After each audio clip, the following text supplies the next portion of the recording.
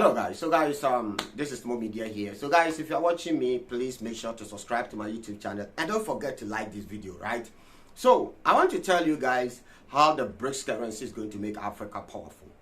Number one, the Europeans will become slaves of we Africans.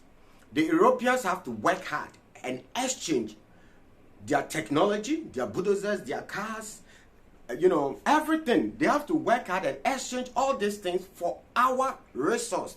United States dollar is a scam, right? It is backed by nothing. It is fiat. I've said this over and over again.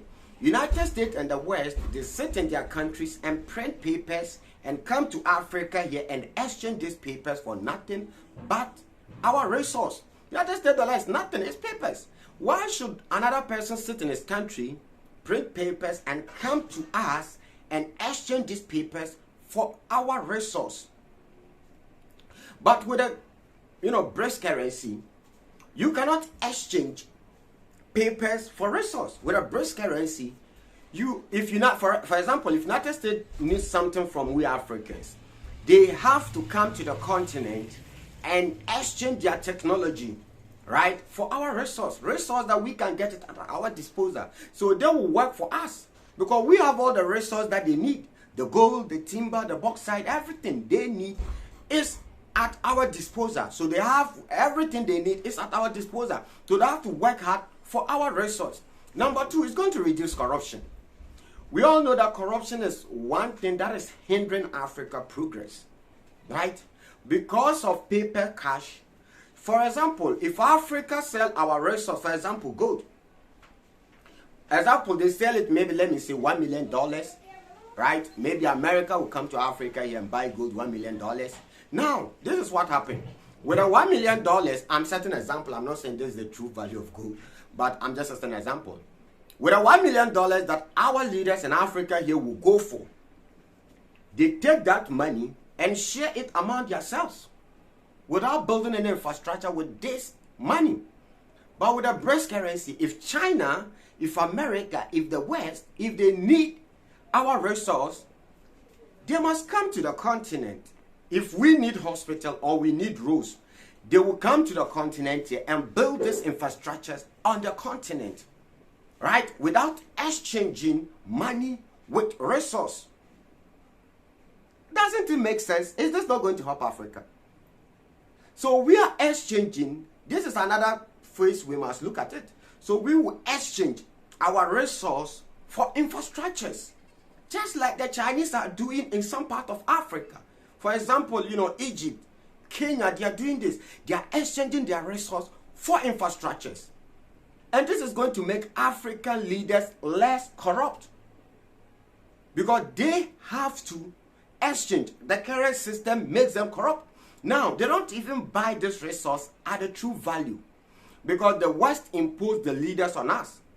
The current African leaders we have, some of them were imposed by the West.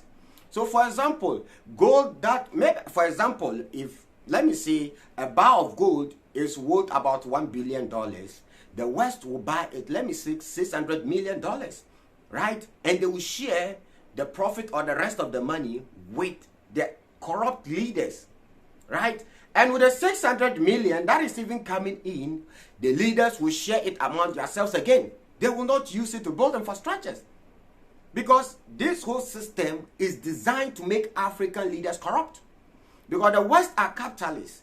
So the West impose the leaders on us. When our leaders are corrupt, the West benefit from African corrupt leaders. Listen to me carefully. The West, who are capitalists, they benefit from corrupt leaders in Africa, because these corrupt leaders will give our resource to the West. So the West set up entities, corporations, they set up organizations, right? They are capitalists. So these organizations and corporations come to Africa here and work with our government and take our resource and give it to the West. But with the Brics currency, it ends all this nonsense. So they go to parliament, the African leaders go to parliament and tell us that no, we need infrastructure, we need road, we need schools, right? So now, if you come to us, if a bill is passing parliament in Africa here, for example, you say you need road, okay, we are sending our cocoa or we are sending our gold. We are giving our gold to the Western America.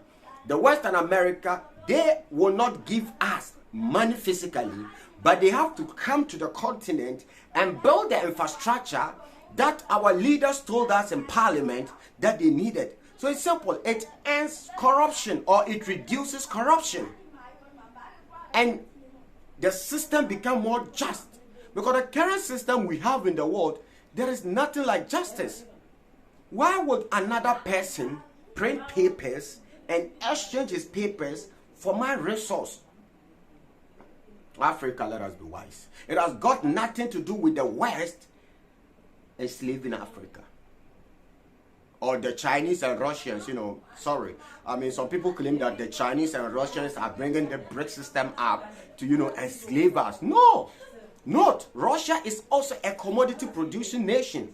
That is why all the commodity producing nations like Saudi Arabia, Iran, and South Africans, this is why all these countries are joining Brics. Because countries with resource would develop at a very fast pace. For example, we Africans would develop at a very fast pace because we are going to exchange our resource not for papers but for infrastructures, which is going to benefit us a lot. Africa, let us be smart. Thank you.